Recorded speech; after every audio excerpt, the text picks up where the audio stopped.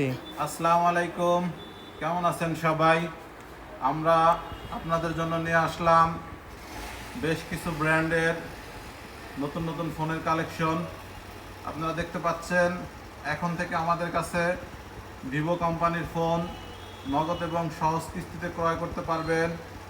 এছাড়াও আমাদের কাছে আছে স্যামসাং ব্র্যান্ডের ফোন। যারা স্যামসাং ব্র্যান্ডের ফোন নগদ এবং সহজ কিস্তিতে কিনতে যাচ্ছেন তারা চলে আসুন আমাদের শোরুমে।